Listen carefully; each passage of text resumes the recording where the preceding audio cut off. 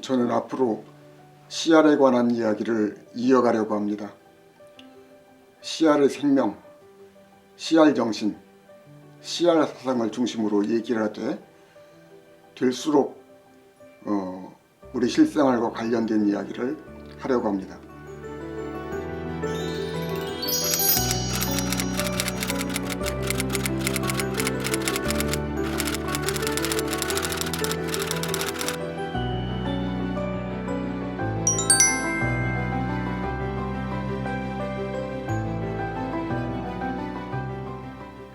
어떤 사람들에게 이야기가 재미없고 딱딱하고 어려운 이야기가 될지도 모르겠습니다.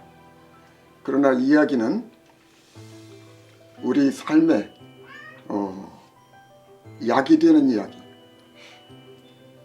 우리 인생과 역사를 살아가는데 힘이 되고 도움이 되는 이야기, 어쩌면 길을 잃었을 때 나침반이 되고 또 지도가 될 수 있는 그런 이야기를 해보려고 합니다. 인생에서 큰 성공을 거두어서 이만하면 되었다고 생각할 때, 그럴 때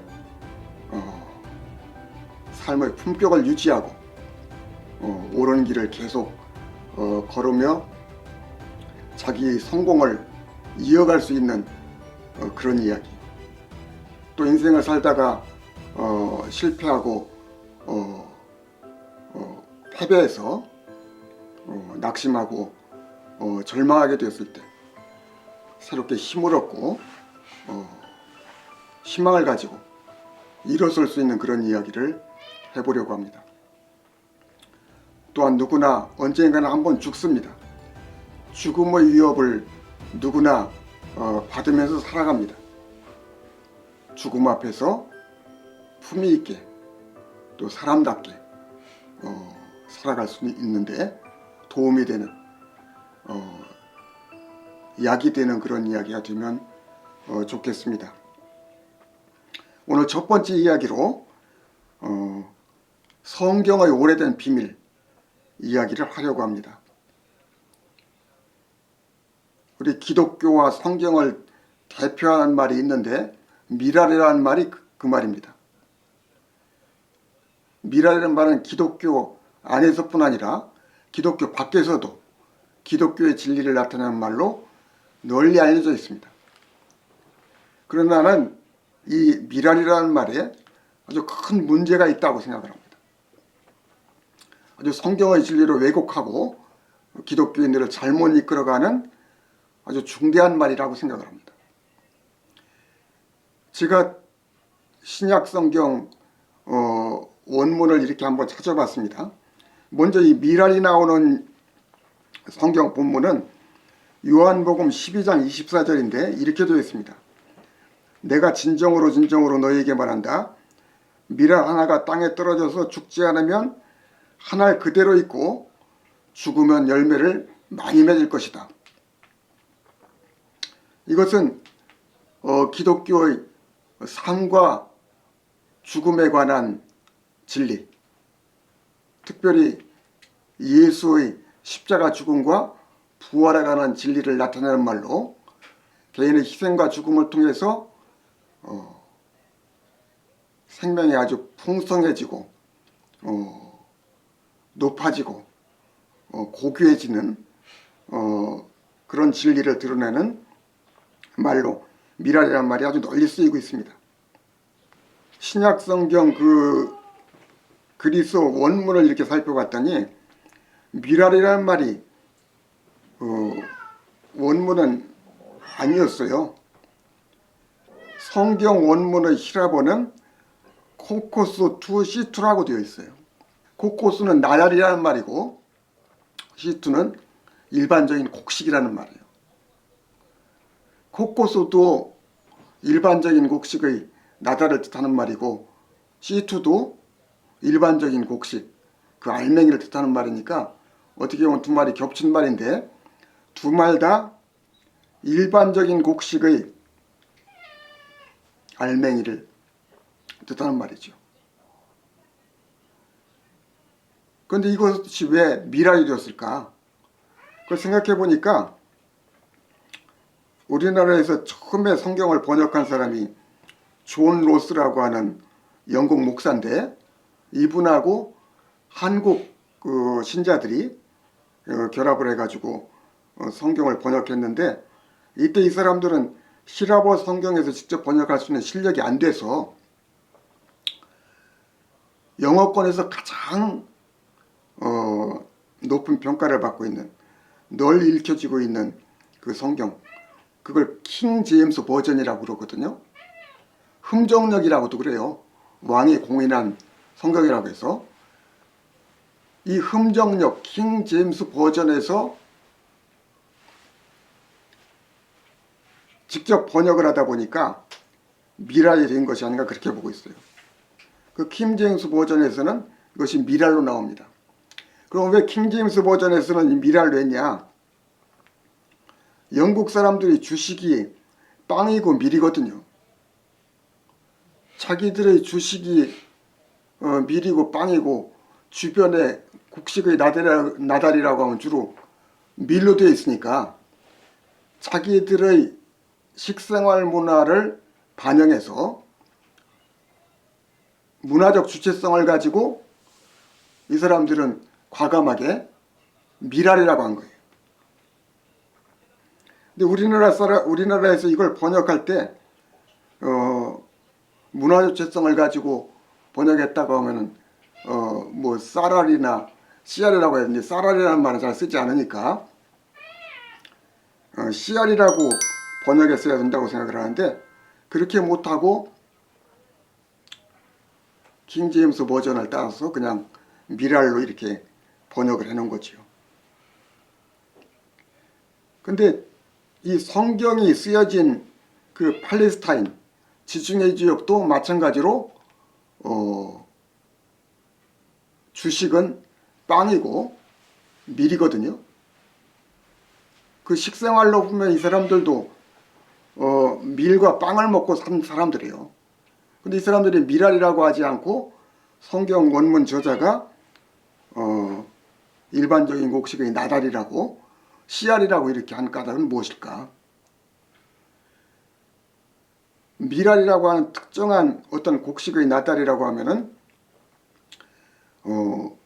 특정한 씨알 생명의 원리를 얘기하는 거니까, 아마 자기들이 얘기하려고 하는 기독교 생명의 진리가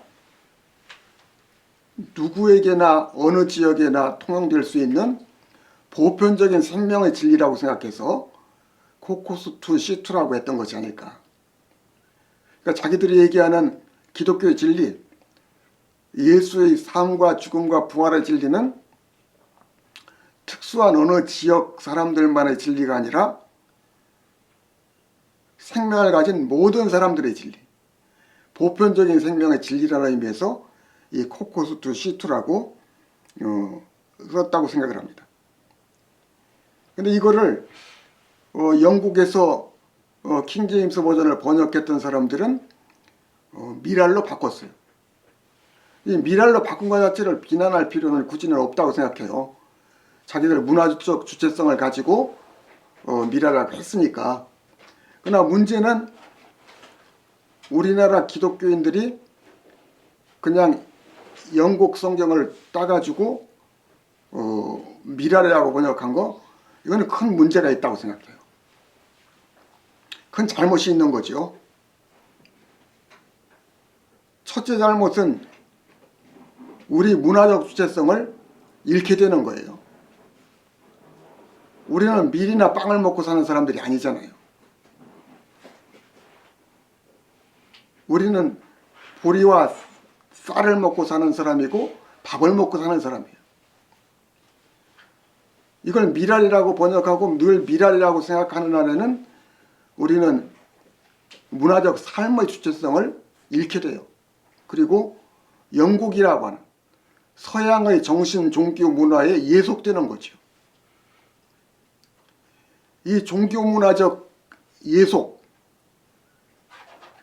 문화적 주체성을 상실하고 종교 문화적 예속을 한다고 하는 것은 아주 큰 그 해를 가져오게 되는데, 그렇게 되면은 한국의 기독교라고 하는 것은 한국의 기독교의 그 진리는 한국의 정신과 삶의 문화 속에 뿌리를 내리기가 어렵게 돼요.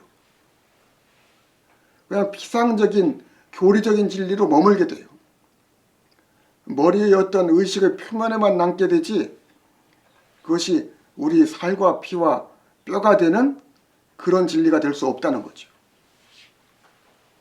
오늘날 한국 기독교가 이렇게 힘을 잃고 겉도는 이유는 기독교의 진리가 문화적 주체성을 갖지 못해서라고 생각해요. 기독교의 진리가 단순히 교리적 진리가 아니고 또 서양에서 수입해온 서양의 어떤 종교의 진리가 아니고 우리 살과 피와 뼈에 우리 정신과 혼에 새겨지고 뿌리를 내리고 그러는 진리가 되지 못한다는 거죠. 그러니까 이것은 아주 기독교의 진리로서는 위험한 진리가 되는 거예요.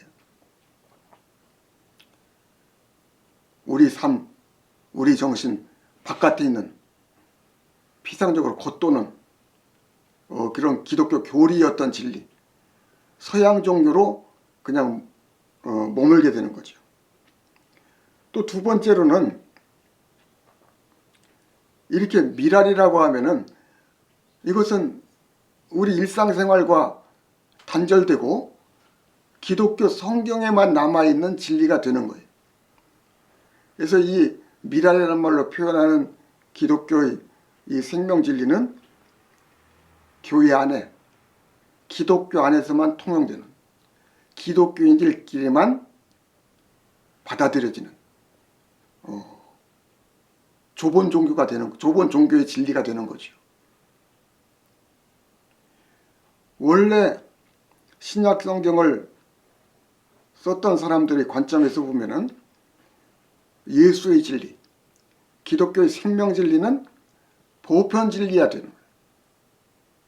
생명을 가진 모든 사람들에게 통용되는 보편적인 진리가 되어야 되는데 이걸 미랄이라고 해놓음으로써 이 기독교의 진리는 교회와 기독교의 울타리 안에 갇히게 되었다. 기독교 바깥에 있는 사람들이 미랄이라는 말을 쓰고 이걸 기독교의 진리라는 걸로 이렇게 받아들이고 그런 말을 하더라도 그것은 예외적으로만 그렇게 인정을 하는 거예요. 어쩌다가 그렇게 인정을 하는 거죠. 그 미랄이 나타내려고 하는 그 씨알 생명의 진리가 본래 나 자신의 우리 자신의 우리 민족 정신과 문화 속에 들어있는 생명 진리를 표현하고 드러내는 그런 진리라고 생각하지 못하게 된다는 거죠.